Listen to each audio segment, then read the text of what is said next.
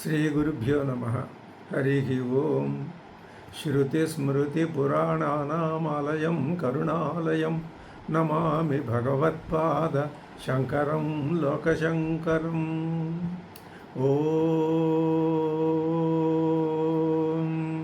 భద్రం కర్ణేభిः శృణుయామ దేవాः భద్రం పశ్యేమాక్షభిర్యజత్రాः స్థిరైరంగైస్తుష్టువాగుంసస్తనూభిः యశేమ దేవహితం యదాయుః. స్వస్తి న ఇంద్రో వృద్ధశ్రవాः స్వస్తి నః పూషా విశ్వవేదాः స్వస్తి నస్తార్క్ష్యోరిష్టనేమిः స్వస్తి నో బృహస్పతిర్దధాతు. ఓం శాంతి శాంతి శాంతి. ముండకోపనిషత్తు యొక్క నామసార్థక్యాన్ని చెప్పారు.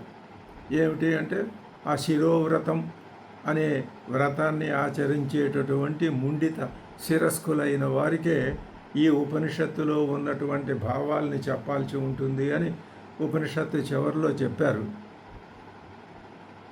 అది కానీ మనలాంటి సామాన్యులైన తక్కువలో అతి తక్కువ అధికారం కలిగినటువంటి సాధకులకి కూడా ఉపనిషత్తు ఉపాధేయమే అని భావించిన ఆ భావన ఎంతో కాలం నుంచి జరుగుతూనే ఉంది. సరే, ఎవరికి అర్హత ఉంటే, ఎవరికి ఆ యోగ్యత ఉంటే వాళ్ళు ఉపనిషత్తుని అధ్యయనం చేయొచ్చు. దానివల్ల వారి వారి యొక్క అర్హతను బట్టి ఫలితాన్ని పొందవచ్చు కూడా. ఈ ముండకోపనిషత్తులో 3 ముండకాలు ఉన్నాయి. మళ్ళీ ఒక్కొక్క ముండకంలో 2 ఖండాలు ఉన్నాయి. ఇవి ముండకాలని పేరు. ఆ చివరిలో చెప్పినటువంటి ముండిత శిరస్కుల ఆ ఉదాహరణ వల్ల దీనికి ముండకం అని పేరు వచ్చింది. ముండము అంటే ఖండితమైన శిరస్సు కలవాడు అని, ముండి అని అర్థం. సరే, వీటికి ముండకములు అని పేరు. అదే కఠోపనిషత్తులో వాటికి అక్కడ వల్లులని పేరు. ఇవి ముండకములు, అవి వల్లులు. నామసార్థక్యం అర్థమవుతూనే ఉంది. రెండింటిని మనం మన యొక్క సాధకత్వ ఆలోచనలకి అనుకూలంగా సమన్వయించుకోవాలి. వల్లి అంటే తీగ, అది ఇలా ఇలా ఇలా చుట్టుకుంటూ పెనవేసుకుంటూ వెళ్ళిపోతుంది. మరి కఠోపనిషత్తులో ఉన్న ఆ 6 భాగాలకి 6 వల్లులు అని ఎందుకు పేరు పెట్టారు? వీటికి ముండనములు ఎందుకు పేరు పెట్టారు అంటే ఔచిత్యం అర్థమవుతూనే ఉంది. నువ్వు ఆ వల్లులే ప్రధానం అనుకుని ఈ సంసారంతో పెనవేసుకుపోతావేమో, కాదు అని చెప్పటానికి అన్ని ఉపనిషత్తులు వచ్చినాయి. కఠోపనిషత్తు ఇది మరి ఇలా కాదని అది చెప్పటం, ఇలాగా అని అంటే వేషం ముండిత వేషం కాకపోయినా మనస్సు మాత్రం, ఆలోచన మగ్నమైన మనస్సు మాత్రం అది ముండితంగా ఉంటే నీకు అర్హత ఉంటుంది అని చెప్పడానికి కావచ్చు. ఏది ఏమైనా ఈ 3 ముండకాల్లో ప్రథమ ముండకంలో 2 ఖండాలు. మొదటి ఖండం ఒక్కసారి మనం పునరాలోచన, పర్యవేక్షణ, సమీక్ష చేసుకున్నట్లయితే ఈ మొదటి ఖండం ఏం చెప్పింది అంటే పరాపర విద్యల్ని గురించి చెప్పింది. తర్వాత ఈ జగత్తుకు అంతటికీ మూల కారణం అఖండ అక్షయ పరబ్రహ్మే, అక్షర పరబ్రహ్మే అని కూడా చెప్పింది. పరవిద్య అంటే బ్రహ్మ విద్య అని చెప్పింది. ఈ జగత్ అంతటికీ మూల కారణం ఆ అక్షర పరబ్రహ్మే అని కూడా చెప్పింది. ఇది ఇలా చెప్పవలసిన అవసరం ఎందుకు వచ్చింది అంటే ఆ చెప్పడానికి కావలసిన పూర్వరంగాన్ని అద్భుతంగా తీర్చిదిద్దింది ఉపనిషత్తు. శౌనకోహవై మహాశాలః అంగిరసం విధివత్ ఉపసన్నః పప్రచ్ఛ. శౌనకుడు మహాశాలుడు. ఆయన అంగిరసుడి దగ్గరికి వచ్చి పప్రచ్ఛ వినయపూర్వకంగా పరిప్రశ్న చేశాడు. ఏమని? కస్మిన్ను భగవో విజ్ఞాతే సర్వమిదం విజ్ఞాతం భవతి. ఈ ప్రశ్నే మొత్తం ఉపనిషద్ వాంగ్మయం అంతటికీ కూడా తలమానికమైనటువంటి ప్రశ్న. ఈ ప్రశ్నకి జవాబును మర్చిపోకపోవటం కాదు, అసలు ప్రశ్ననే మర్చిపోకూడదు. ఏది తెలిస్తే అంతా తెలుస్తుంది. ఎవరిని కస్మిన్ కహ అంటే ఎవరు, కస్మిన్ అంటే కస్మిన్ విజ్ఞాతే, ఎవరిని గురించి నీకు తెలిస్తే సతీ సప్తమి అంటారు. ఎవరిని గురించి నీకు తెలిసినట్లయితే ఈ సమస్తం అర్థమవుతుందో. ఆభరణాలన్నీ అర్థం కావాలంటే ఏది అర్థం కావాలి? బంగారం అర్థం కావాలి. బంగారం యొక్క స్వరూపం ఏమిటో, అక్కడ దాని స్థితి ఏమిటో, దాని ప్రశస్తి ఏమిటో, దాని మహత్వం ఏమిటో తెలియాలి. అప్పుడు ఈ ఆభరణాలన్నీ గురించి చాలా తేలిగ్గా, ఇది మామూలుగా లోకంలో ఉండే ఒక అందరికీ తెలిసినటువంటి ఒక దృష్టాంతం. అలాగే ఇప్పుడు కస్మిన్ను భగవో విజ్ఞాతే సర్వమిదం విజ్ఞాతం భవతి ఇతి అని, దానికి ఆయన ఏం చెప్పాడు? తస్మై స హోవాచ ద్వే విద్యే వేదితవ్యే, 2 విద్యలు తెలుసుకోవాలయ్యా. ఇతిహాస్మయద్ బ్రహ్మవిదో వదంతి అని బ్రహ్మవేత్తలు చెప్తారు. పరాచ అపరాచ, పరా విద్య అపరా విద్య అని 2 విద్యలు ఉన్నాయి. ఆ 2 విద్యలు వేదితవ్యే, తెలుసుకోవాల్సిందే. అప్పుడు నువ్వు అడిగినటువంటి ఆ అర్థం నీకు స్ఫురణలోకి వస్తుంది, నీకు స్పష్టంగా అర్థమవుతుంది అని చెప్పారు. అని చెప్తే ఏమిటి అవి పరావిద్య అపరావిద్య అని చెప్పారు అంటే, ముందు అపరావిద్యని చెప్పారు. తత్ర అపరావిద్య ఏదండి? ఋగ్వేదో యజుర్వేద సామవేదో అథర్వవేద శిక్ష కల్పో వ్యాకరణం నిరుక్తం ఛందో జ్యోతిషమితి. 4 వేదాలు, 6 వేదాంగాలు, ఇవి ఇవి అపరా విద్య. అధ పరాయయా తదక్షరమధిగమ్యతే. ఇక పరా విద్యను గురించి చెప్పమంటావా? అది ఆ విద్య ఏమిటి అంటే, అక్షరమైనటువంటి పరమాత్మ తత్వం ఏది ఉన్నదో అది అధిగమ్యతే. ఇప్పుడు దాదాపుగా జవాబు వచ్చింది. శౌనక మహర్షి అడిగిన ప్రశ్నకి ఏది తెలిస్తే అన్నీ తెలుస్తాయి. అపర అన్న దాంట్లో వ్యతిరేకత ఉన్నది, అంటే కిందదని అర్థం. పర అంటే వ్యతిరేకత, అందులో నయర్థం లేదు. పర అంటే అన్నింటికంటే మించిందని అర్థం.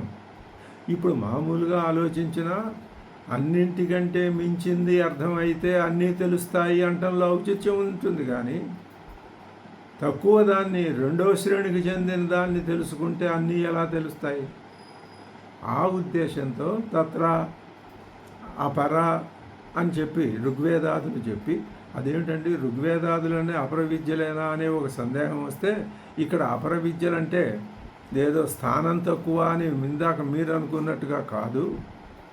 అపర విద్యలు పర విద్యకి పుష్టిని కలిగించేవి, దాన్ని పోషించేవి, దాన్ని కలిగించేవి. అది పరవిద్య మీద నీ దృష్టి మళ్ళేటట్లు చేసేవి. ఎందుకని అంటే ఇక్కడ ఒక చర్చ పెట్టారు శంకర భగవత్పాదులు. ఏం పెట్టారండి అంటే, మీరు చెప్పారు కాల విశేషభావాతు అనియత నిమిత్తత్వాతిచ. అపర విద్యని ఎందుకన్నాము, ఇది పరవిద్యని ఎందుకన్నాము? ఒక్క ముక్కలో తేల్చి చెప్పేశారు భగవత్పాదులు.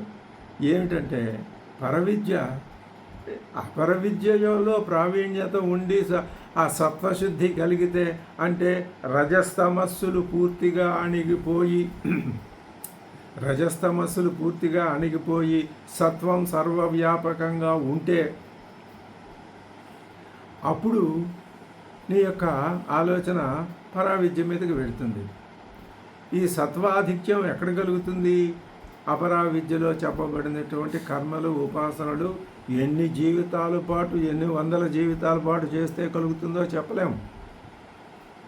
అది కలిగిన తర్వాత సహజంగానే మనస్సు పరావిద్య మీదకి వెడుతుంది అని చెప్తూ ఇంకొక విశేషం ఉందయ్యా.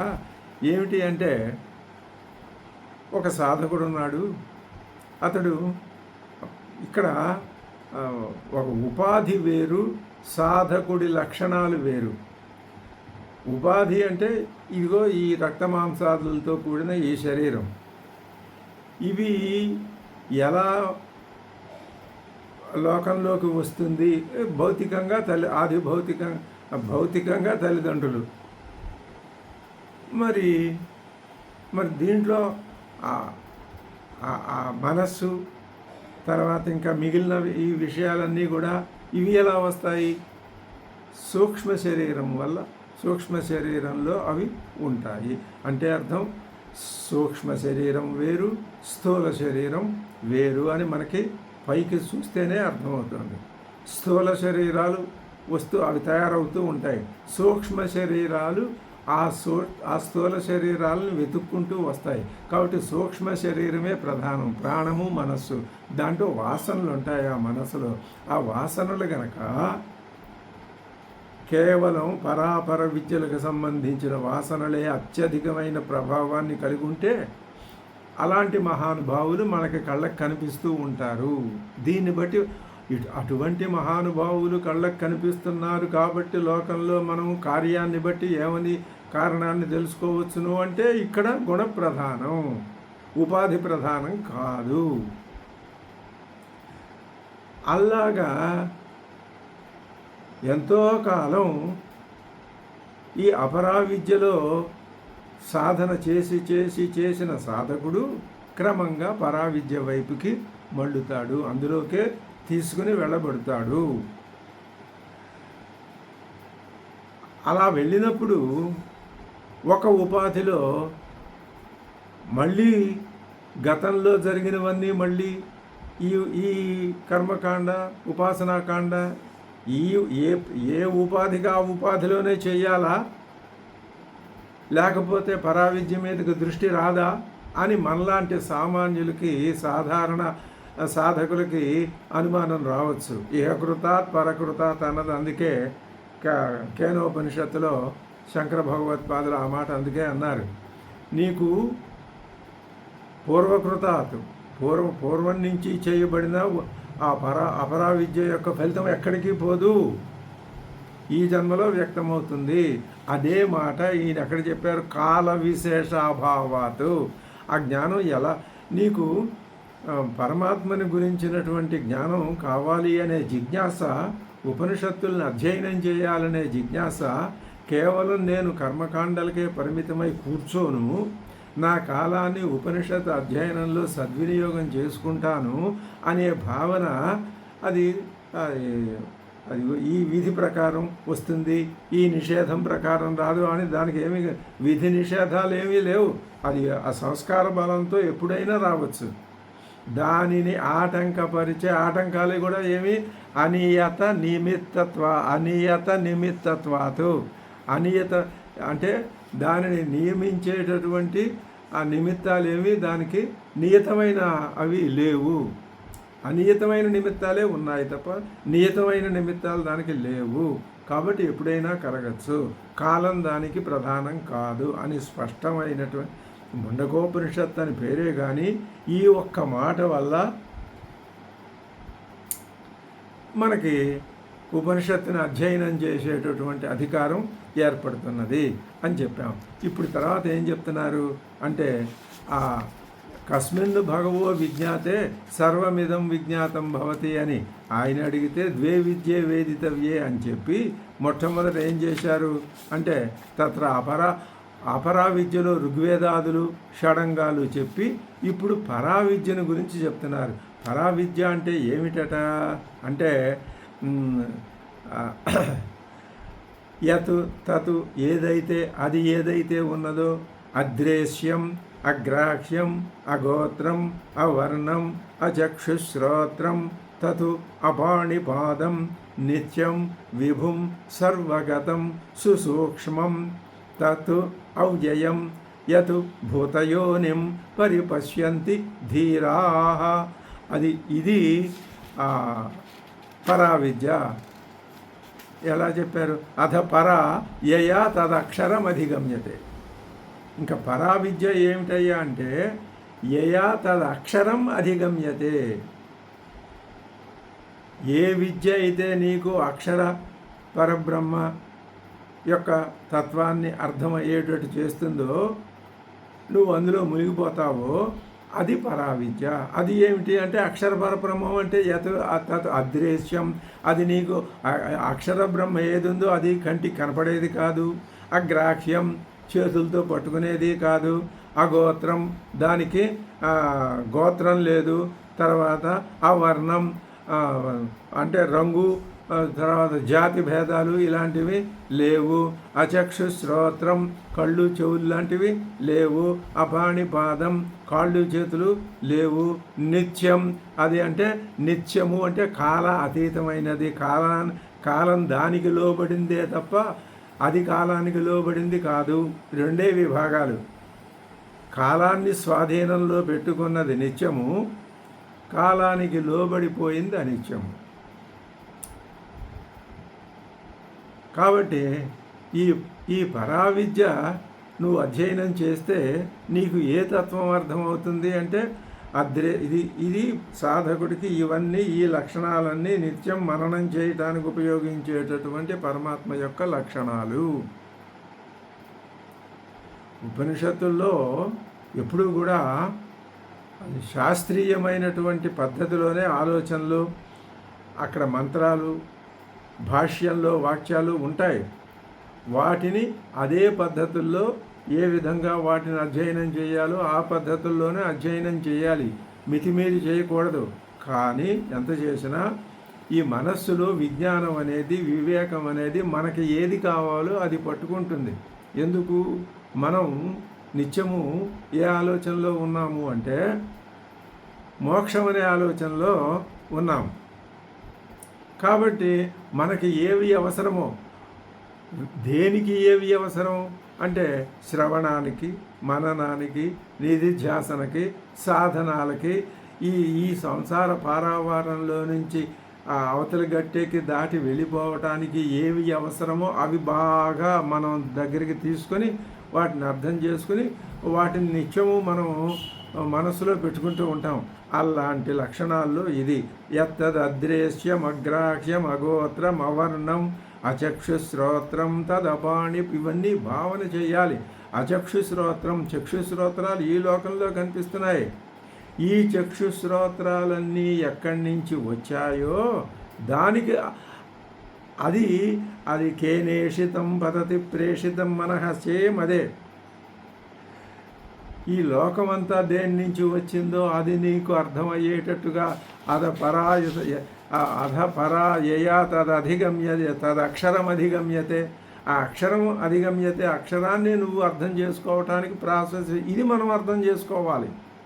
మిగతా విషయాలన్నీ వదిలిపెట్టకూడదు, శాస్త్రీయంగానే చదువుకోవాలి. వేటి పట్ల నిర్లక్ష్యం పనికిరాదు. కానీ మనకు అవసరమైనవి మాత్రం బాగా ఇంకా ఎక్కువగా దగ్గరికి తీసుకుని మనసులో హత్తుకుని వాటిని మర్చిపోకుండా నిలబెట్టుకుంటాము. ఇది ఉపనిషత్ అధ్యయనంలో ఒకానొక అది కింద దశ కావచ్చు, మధ్య దశ కావచ్చు, ఉత్తమ దశే కావచ్చు, దశ ఏదైనా స్థితి అది.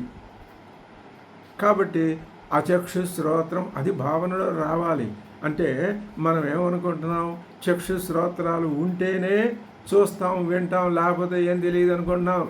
ఇంకొక పెద్ద గొప్ప విశేషం ఉంది. అది ఏమిటి అంటే అది చెప్పారు కదా కేనోపనిషత్తులో, దాంట్లో నుంచి నువ్వు అతిముచ్య ధీరాహ అతిముచ్య అమృతా భవంతి, దాంట్లో నుంచి బయటకు వచ్చేయమన్నారు. దేంట్లో నుంచి? ఈ ఇంద్రియాల మధ్యలో ఉన్నటువంటి ఆ తత్వాన్ని నువ్వు వేటి మధ్యలో ఉన్నావు, ఇంద్రియాల మధ్యలో ఉన్నావు, వాటిలో నుంచి అతిముచ్య వీటిని విడిచిపెట్టి బయటికి రా. ఇప్పుడు ఇది గొప్ప విషయం. ఏమిటి? మనకి ఇందులో ఉండి మాట్లాడటమే తప్ప దీంట్లో నుంచి బయటికి రావటం అనేది ఏమిటో, ఈ ఒక గదిలో కూర్చున్నవాడు ఆ గదిలో నుంచి బయటికి ఎడతాడు. పగటి భాగంలో ఉన్నవాడు రాత్రి భాగంలో రాత్రి వస్తే రాత్రిలోకి వెళ్తాడు. ఇవన్నీ తెలుస్తున్నాయి. కానీ ఈ శరీరాన్ని విడిచి బయటికి రావటం ఎలాగా? అది సాధ్యం కాదు. అపరావిద్య అది అక్షరాన్ని నీకు చూపించలేదు, తిరిగి వచ్చే లోకాలకే తీసుకెళ్తుంది అని చెప్పారు. అది కఠినమైందని చెప్పారు, మార్గం ఆయాస బాహుళ్యం అని చెప్పారు. కానీ ఈ పరా విద్య అధ్యయనం అన్నింటికంటే కష్టం, చాలా కష్టం. ఇది అంత తేలిగ్గా పైకి ఊరికినే నోటితో చెప్పడం చాలా తేలిక, అసలు దాని స్వరూపం అర్థం కావటమే కష్టం. ఈ శరీరంలో నుంచి ఎవరు బయటకు వచ్చి మాట్లాడతారు? అసలు బయటకు వచ్చి ఎలా? ఇది చాలా ఈ రావటం అనేది దానికోసమే నిరంతరం ఇలాగా కింద మీద పడి అందులో మననం తిరుగుతూ ఉంటే అది ఎప్పటికి వస్తుందో ఏమవుతుందో అది ఎవరు చెప్పలేరు. అది కూడా ఆ ఫలితం ఇక్కడ అది చర్చనీయాంశం కాకపోవచ్చు. అందుకని అచక్షు శ్రోత్రం భావన చెయ్యాలి. అంటే ఏంటనమాట, మనం కేవలం కళ్ళు చెవులు ఇలాంటి ఇంద్రియాల సహాయంతో ఉన్నాం, ఇవి లేని స్థితి కూడా ఉంటుందన్నమాట. అది మనం భావన చెయ్యాలి. అది ఎలా ఉంటుంది? ఉపనిషద్ అధ్యయన ఫలితం అది. అందుకనే ఈ లక్షణాలన్నీ చెప్తున్నారు. అది కంటికి కనపడదండి. నువ్వు మరి అగ్రాహ్యం, అగోత్రం, అవర్ణం, అచక్షు శ్రోత్రం, అపాణిపాదం, అది నిత్యం. మనకి వీటికి వ్యతిరేకమన్నీ తెలుసు, అవి తెలియదు.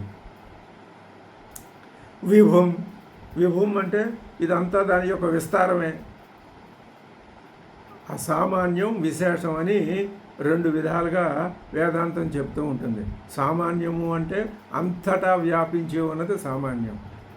దానికి అదే పరిచ్ఛిన్నమయ్యి ఒక చోటే ఉండి అన్ని చోట్ల లేకుండా ఎక్కడో ఒక చోట ఉండేది అది విశేషం.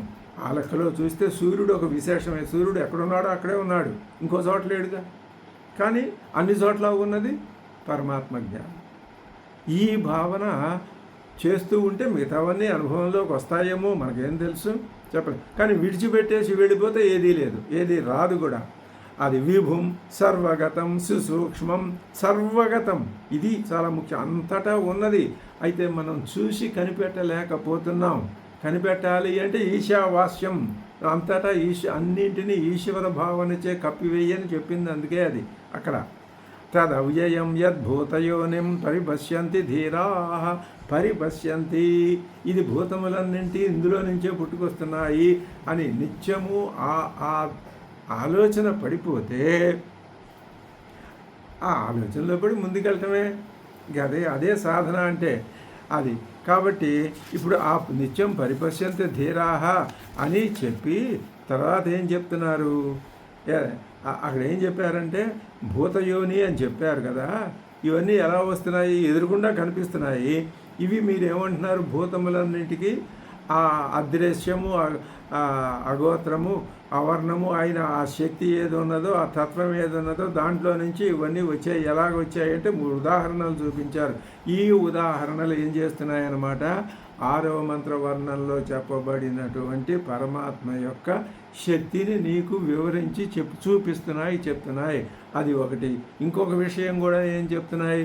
నువ్వు అనుకున్నట్లు ఇదంతా దానంతట అది పుట్టింది కాదు, దాని నుంచి పుట్టిందే. నువ్వు అనుకున్న, నువ్వు చూస్తున్న నీ శరీరం ఏదో ఒక్క నీలో ఉన్న మనస్సులో బుద్ధి గుహలో ఉన్నటువంటి ప్రత్యేగాత్మ తత్వం తప్ప మిగతాదంతా కూడా దాని నుంచి పుట్టిందే.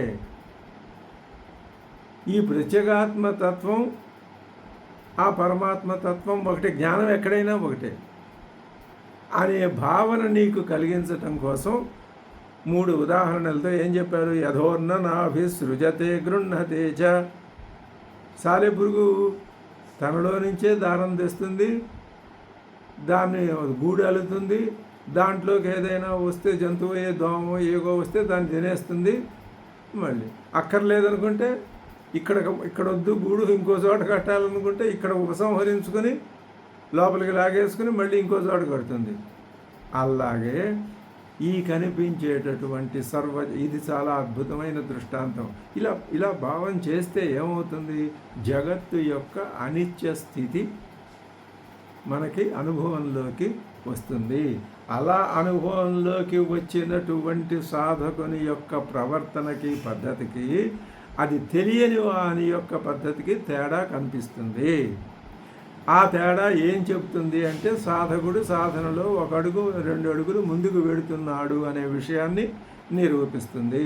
యథా పృథివ్యాం ఔషధయ సంభవంతి, భూమి నుంచి చెట్లు పుట్టుకొస్తున్నాయి కదా, కనపడుతూనే ఉన్నాయి కదా, అలాగే భూమి నుంచి చెట్లు పుట్టుకొచ్చినట్టే పరమాత్మ నుంచి ఈ ప్రపంచం, ఈ సృష్టి, ఈ పంచభూతాలు ఇవన్నీ పుట్టుకొచ్చినాయి. ఇంకా యథా 3వ ఉదాహరణ చెప్తున్నారు, యథా సత పురుషాత్ కేశలోమాని, ఇవన్నీ జీవించి ఉన్న పురుషుని యొక్క శరీరం నుంచి కేశములు రోమములు ఎలా వస్తున్నాయో అలాగే ఆ పరమాత్మ నుంచి ఈ జగత్తు వస్తున్నది. ఎలా వస్తున్నది? అజ్ఞానం. అది అజ్ఞానం, దాని స్వభావం అంతే, వచ్చేస్తుంది. అది ఆ సృష్టి అలా జ్ఞానంలో నుంచి బయటికి వస్తుంది. ఆ రావటమే శక్తి, ఆ రావాలన్న ఆలోచనే జ్ఞానం అని చెప్పారు. అంటే ఇప్పుడు ఏం చేశారనమాట, ఆ పరమాత్మ ఈ జగత్తంతటిని సృష్టించాడు, బాగానే ఉంది, సృష్టించాడు, ఆయనలో నుంచే వచ్చింది. అది ఎలా, దానికి ఏదైనా ఒక ఆలోచన విధానం, ఒక పద్ధతి, ఇది ఉండాలి కదా. అంటే యత్ బ్రహ్మణ ఉత్పద్యమానం విశ్వం తద్ అనేన క్రమేణ ఉత్పద్యతే, అది ఒక క్రమ పద్ధతిలో వచ్చిందా, లేకపోతే నా బదర ముష్టి ప్రక్షేపవత్, చేతిలో ఇన్ని రేగుబళ్ళు పట్టుకుని ఇలా విసిరేస్తే ఇటొకటి అటొకటి పోతాయే, అలాగా ఇవన్నీ అక్కడొకటి పుట్టి ఇక్కడొకటి పుట్టి అలా వచ్చిందా? కాదు, ఒక క్రమ పద్ధతి ఉన్నది. ఏమని నిరూపించుకుంటూ వస్తున్నది? ఇప్పుడు శౌనకుడి ప్రశ్నతో మొదలైంది. ముండకోపనిషత్తులో ప్రథమ ముండకంలో 2 ఖండాలు, మొదటి ఖండం, రెండవ ఖండం. మొదటి ఖండంలోనే పరతత్వం యొక్క స్వరూపం సాధకుడికి మనస్సుకి బాగా హత్తుకుని పోయే విధంగా వర్ణించారు. వర్ణించడమే కాదు, ఈ జగత్తుకి పరమాత్మకి ఉన్న సంబంధాన్ని సూచించారు. ఆ సూచించటం కూడా ఎలా సూచించారు? ఒక క్రమ పద్ధతిలో ఉన్నది అని చెప్తున్నారు. ఇష్టం వచ్చినట్టుగా యాదృచ్ఛికంగా అక్కడొకటి ఇక్కడొకటి కాదు. క్రమ పద్ధతి అంటే అది దేనికి లోబడింది? జ్ఞానానికి లోబడిందే. కాబట్టి మనకి ఇప్పుడు ఉన్న అనుమానపు తెరలన్నీ తొలగిపోవాలి. ఏమని అనుమానాలు ఉన్నాయి? అసలు ఈ భూమి ఏమిటి, ఈ ఆకాశం ఏమిటి, ఈ సముద్రాలు ఏమిటి, ఈ పర్వతాలు ఏమిటి, ఎవరు తయారు చేశారు అని ఎప్పుడైనా మానవుడికే ఈ ఆలోచన వస్తుంది తప్ప మిగతా ప్రాణికోట్లో ఎవరికీ రాదు. మానవుడికి కూడా అందరికీ రాదు, ఏదో ఒకళ్ళు ఈ ఆలోచన వస్తుంది. అప్పుడు ఏమనిపిస్తుంది? ఎవరు దీనికి మూలము ఏమిటి అని. ఇంత పెద్ద భూగోళాన్ని తయారు చేయాలి అంటే ఇన్ని నీళ్లు ఎక్కడి నుంచి తెచ్చాడు ఆ పరమాత్మ? అవి ఎక్కడో ఉండాలి కదా, అవి తీసుకొచ్చి ఇందులో పోసి ఇలా అది కాదు, అది హేతుబద్ధమైన ఆలోచన కాదు. ఇంకా ఇక్కడి నుంచి తర్వాత ఈ సృష్టిని గురించి ఐతరేయం చెప్పింది, చాందోగ్యం చెప్పింది, ఇంకా మిగిలిన ఇవి చెప్పాయి, ఉపనిషత్తులు చెప్పాయి. ఒక్కొక్క ఉపనిషత్తులో ఈ సృష్టికి గురించి ఒక్కొక్క దృక్పథంతో చూపించినాయి. ఇక్కడ ఒక క్రమ పద్ధతి ఉన్నది. ఇది ఏ దృష్టితో చెప్తున్నాయి? ఇది పరావిద్య. ఈ పరావిద్యని నేర్చుకుంటేనే, తెలుసుకుంటేనే నీకు నువ్వు అనుకున్న మోక్షం అనేది లభించటానికి ఆస్కారం ఏర్పడుతుంది. నువ్వు ఇలా ఉపనిషత్తు చదివేసి 5 నిమిషాల్లో నాకు మోక్షం వచ్చేసింది, ఇదిగో అయిపోయానని అనుకోవటం అంత తెలివి తక్కువ మరొకటి ఉండదు. ఇలాగ ఎన్ని వందల జన్మలు పడి ఉండాలో మనకు తెలియదు. ఇప్పటికి ఎన్ని వందల జన్మల నుంచి పడి ఉన్నామో తెలియదు. అయితే ఏ జన్మకు ఆ జన్మ కొత్త, ఇదే మాయ. మరి బాగానే ఉందండి. ఇప్పుడు నేను ఈ ఉపనిషత్తు చర్చ చేస్తున్నాను, ఇంతకుముందు ఎప్పుడెప్పుడు ఏమేం చేశానో నాకు తెలియాలి కదా, అప్పుడు కదా నేను నమ్మేది. మీరు చెప్పిన మాట తెలియదు. ఇది సృష్టి రహస్యం. ఎందుకు తెలియదు, ఎలా తెలియదు? అదే మాయ.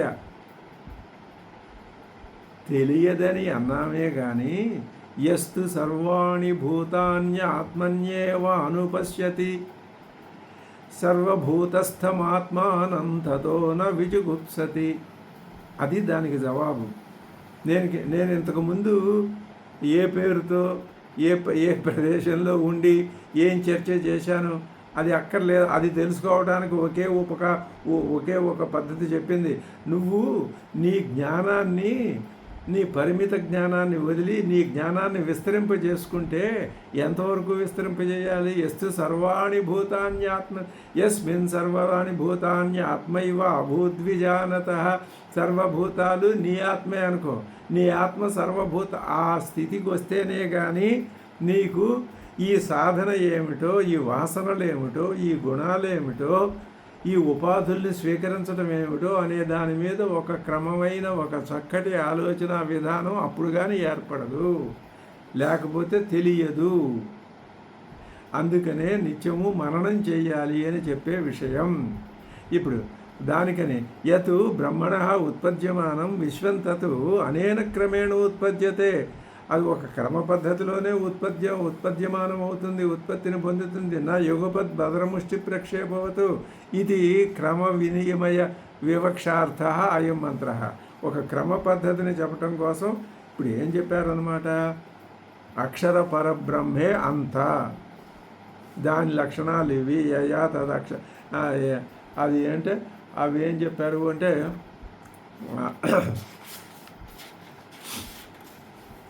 తదద్రేశ్యం అగ్రాహ్యం అగోత్రం, అవి దాని లక్షణాలు చెప్పారు. దాని వలననే ఈ సృష్టి జరిగింది అని చెప్పారు. ఎలా జరిగిందో చెప్తున్నారు. ఒక క్రమ పద్ధతి ఉందని చెప్తున్నారు. తపసాచీయతే బ్రహ్మ, ఆ బ్రహ్మ కూడా తదైక్షత అని ఒకచోట, ఇది తర్వాత బహుశ్యాం ప్రజాయే ఏతే అని మరొక చోట. అంటే నేను ఇదంతా అయిపోవాలి అని అనుకున్నది, అంటే జ్ఞానం పరమాత్మ యొక్క ఆలోచన, ఐక్షత అనుకున్నది అని.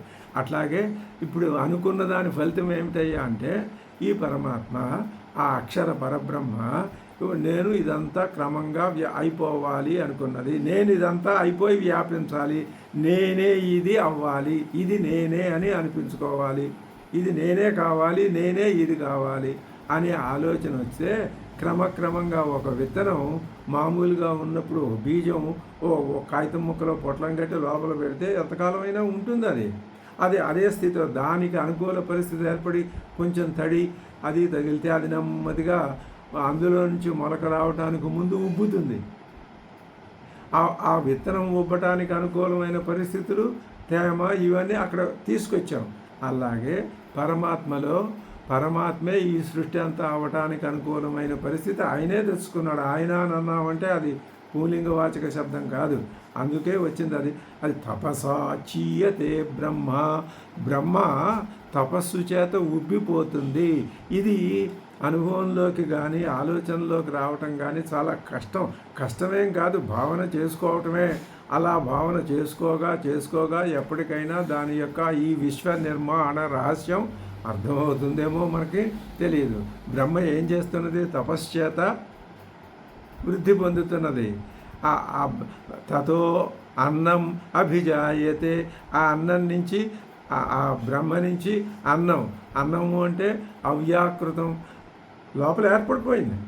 ఎప్పుడైతే ఆ విత్తనం ఇలా ఉబ్బిందో లోపల ఈ సృష్టి అంతా, లోకాలన్నీ దాంట్లోకి వచ్చేసినాయి, ఇక అవ్యాకృత స్థితిలో ఉన్నాయి.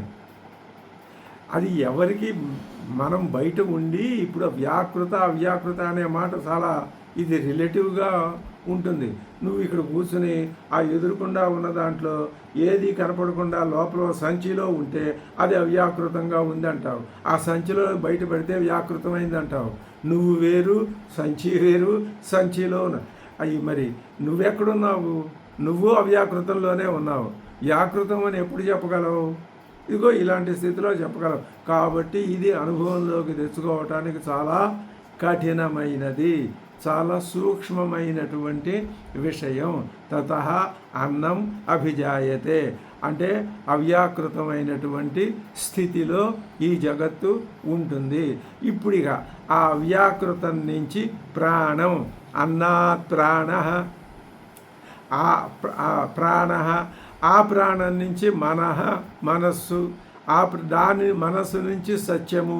మనస్సు అంటే నువ్వు నేను ఆలోచించే ఈ మనస్సు కాదు, ఇది హిరణ్యగర్భ మొత్తం అంతటినీ ఆవరించి ఉన్నది. అంటే పరమాత్మే ఏమైంది? బ్రహ్మ అయింది, కార్యబ్రహ్మ అయింది. ఆ కార్యబ్రహ్మే అన్నమైంది. అన్నమైంది అంటే దానికి అన్నము అత్త, తినబడేది తినేది. దీనికి మనకి ప్రశ్నోపనిషత్తు చెప్పింది. ఈ అన్నం నుంచే ప్రాణం వచ్చింది. రయి ప్రాణం, ప్రాణం వచ్చిందని చెప్పారు. ఇప్పుడు ఆ ప్రాణం నుంచే మనస్సు వచ్చింది. క్రమక్రమంగా ఏర్పడే పరిణామ దశ ఇది, క్రమ పద్ధతి అని చెప్పారు. మనస్సు వచ్చింది, సత్యం. మనస్సు నుంచి సత్యం అంటే పంచభూతాలు వచ్చినాయి. తర్వాత లోకాలు వచ్చినాయి. లోకాల నుంచి కర్మలు వచ్చినాయి. ఆ కర్మల ఫలితం ఏం చెప్తున్నారు శంకర భగవత్పాదులు అంటే, ఆ కర్మలు బాబు నీకు కల్పకోటి శతైరపి నా వినశ్యంతి. ఇక ఎప్పుడైతే ఈ పద్ధతి ఎక్కడ ప్రారంభమై ఇక్కడ దాకా వచ్చింది అంటే ఈ కర్మలు పోవు. కల్పకోటి శతైరపి నా వినశ్యంతి, కర్మలు పోవు. వాటి ఫలితం అనుభవించేవాడు ఒకడు ఉండాల్సిందే. అవి ఏం చేస్తాయి? అలాంటి వాడిని ఒకడిని సృష్టించుకుని వాడి చేత అనుభవింపబడుతూ ఉంటాయి అని చెప్పుకోవాలి. వినశ్యంతి ఇది అర్థము. కాబట్టి తపసా చీయతే బ్రహ్మ తతోన్నమభిజాయతే అన్నాత్ ప్రాణ మనస్సత్యం లోకా కర్మసు చ అమృతం. ఆ కర్మఫలం ఏమవుతుంది అంటే అది అమృతం. అంటే అది నశించదు. ఎంత అనుభవించినా అది ఉంటూనే ఉంటుంది. కాబట్టి ఇక్కడ రెండు, వ్యాకృత అవ్యాకృత, ఆధ్యాత్మిక, ఆధిభౌతిక, ఆధిదైవిక, ఈ మూడు దశల్ని స్పష్టంగా నిరూపించి ఈ ఆఖరి మంత్రంలో చెప్తున్నారు. ఏమని? ఇప్పుడు ఇదంతా గమనిస్తే మీకు ఏమర్థమైంది అంటే ఇదంతా ఆ పరమాత్మే. కారణం వేరు, కార్యం వేరు కాదు. కారణమే కార్యంగా కనిపిస్తున్నది. కారణాన్ని విడిచిపెట్టి కార్యం వేరే లేదు. కార్యానికి స్వతంత్ర స్థితి లేదు. ఇప్పుడు నువ్వేం చేయాలి? కార్యం అని నీకు దేన్నైతే చూస్తున్నావో అది పరమాత్మే అని చూడాలి. ఇది చాలా ఎంతో కఠినమైనటువంటి సాధనా క్రమం. దీనికంటే కూడా శుభ్రంగా చక్కగా ఆ ఉదయం లేచిన దగ్గర నుంచి సంధ్యావందనాధికాలు, అగ్నిహోత్రాధికాలు, యజ్ఞ యాగాదులు ఇలాంటివి, తర్వాత ఉపాసన, ఇవి చేసుకోవడం సుఖం. ఇంకా వేరే ఆలోచన అక్కర్లేదు. అవన్నీ చేసుకుంటూ ఉండటమే. అందుకని లోకం బహుశా ఇంకా దాంట్లోనే మునిగిపోయి ఉన్నదా? ఎక్కడో ఒకటి ఆ పరిపక్వత చెందినటువంటి ఆ వ్యక్తులు వచ్చి దీంట్లో పడుతుంటారు. దీంట్లో ఈ జ్ఞాన అపేక్షలో పడుతూ ఉంటారు. అందుకని మూడు చెప్తున్నారు. ఇప్పుడు ఏం చెప్పారు? అక్షరం నుంచే సాలెపురుగు నుంచి దారం వచ్చినట్లుగా, భూమి నుంచి ఔషధులు వచ్చినట్లుగా, తర్వాత ఇంకొకటి మూడవది కూడా చెప్పారు. అది మూడవది ఏం చెప్పారు అంటే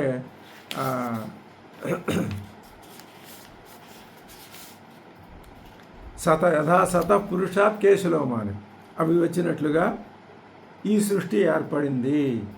ఇదంతా పరావిద్య చెప్పారు. ఈ సృష్టి ఒక క్రమ పద్ధతి ప్రకారం జరుగుతున్నది. ఈ సృష్టిలో నువ్వు ఆ మూల కారణం నీకు వేరేగా ఎక్కడో ఒకచోట కూర్చుని కనపడదు. దీన్ని చూసే తెలుసుకో. ఇదంతా మనం భావన చెయ్యాలి. అప్పుడు ఏమవుతుంది? ఈ సృష్టిని చూస్తే నీకు రెండు విషయాలు కనపడాలి. సర్వజ్ఞ సర్వవితు. సర్వజ్ఞ అంటే సామాన్యం, సర్వవితు అంటే విశేషాలు. విశేషాలంటే ప్రతిదీ విశేషమే. ఈ సృష్టిలో కనిపించే సూర్యుడు, చంద్రుడు, మానవులు, తర్వాత ఇవన్నీ ప్రతి ఒక్క విషయం కూడా విశేషమే. ఈ విశేషాల్లోనూ అదే వ్యాపించి ఉన్నది, సామాన్యంగానూ అదే ఉన్నది. అది సర్వసామాన్యం అని తెలుసుకోవాలి. సర్వమును విశేషంగా తెలిసేది అదే. సామాన్యంగా ఉన్నది అదే, విశేషంగా ఉన్నది అదే. ఇది ఏమవుతుందన్నమాట? ఏ అక్షరానికి తపస్సు జ్ఞాన రూపమో, అక్షర పరబ్రహ్మని తెలుసుకోవటానికి తపస్సే జ్ఞాన రూపంగా ఉంటుంది. సర్వజ్ఞ సర్వవితు యస్య జ్ఞానమయం తపః. అతి ప్రధానం. ఆ పరమాత్మను తెలుసుకోవాలంటే తపస్సు జ్ఞానమయంగా ఉండాలి. ఇది ఈ అపరా విద్యల్లో పరా విద్యకు సంబంధించినటువంటి ఉన్నతోన్నతమైన స్థానం, దీనికంటే మించిన స్థానం లేదు. తస్మాత్ ఏతద్ బ్రహ్మ, ఈ ఈ ఈ బ్రహ్మాండం అంతా కూడా నామ రూపం అన్నం ఇదంతా అన్ని దాని నుంచే వస్తున్నాయి. అది జ్ఞానరూపమైనటువంటి తపస్సు. అలా జ్ఞానరూపమైన తపస్సుగా నువ్వు చూడగలిగితేనే నీకు ఇదంతా పరమాత్మ తత్వం అని అర్థమవుతుంది అని ఈ విధంగా ఈ ముండకోపనిషత్తులో 3 ముండకాల్లో ప్రథమ ముండకంలో మొదటి ఖండంలో ఈ స్పష్టంగా జగత్తుకు మూల కారణం చెప్పారు, పరావిద్య అంటే చెప్పారు. ఈ జగత్తంతటికి మూల కారణం అక్షర పరబ్రహ్మే అని కూడా చెప్పారు. అంటే ప్రథమ ఖండంలో పరాపర విద్యల్ని స్పష్టంగా నిర్వచించి చెప్పారు. ఇంకో విషయం ఏం చెప్పారు? జగత్ కారణం బ్రహ్మమే. జగత్ కారణం బ్రహ్మమే అంటే జగత్తే బ్రహ్మము, బ్రహ్మమే జగత్తు, రెండు ఒకటే. అది నువ్వు అర్థం చేసుకుంటే అదే పరావిద్య అని పరాపర విద్యల్ని స్పష్టంగా మొదటి ప్రథమ ఖండంలో నిరూపించారు. ఇంకా ఇప్పుడు మనం ప్రథమ ముండకంలో ద్వితీయ ఖండంలోకి వెళ్ళవచ్చును. ఓం భద్రం కర్ణేభిः శృణుయామ దేవాः భద్రం పశ్యేమ అక్షభిర్యజత్రాः స్థిరైరంగైः స్తుష్టువాగుంసస్తనూభిः యశేమ దేవహితం యదాయుః స్వస్తి న ఇంద్రో వృద్ధశ్రవాः స్వస్తి నః పూషా విశ్వవేదాः స్వస్తి నస్తార్క్ష్యోరిష్టనేమిः స్వస్తి నో బృహస్పతిర్దధాతు. ఓం శాంతి శాంతి శాంతి.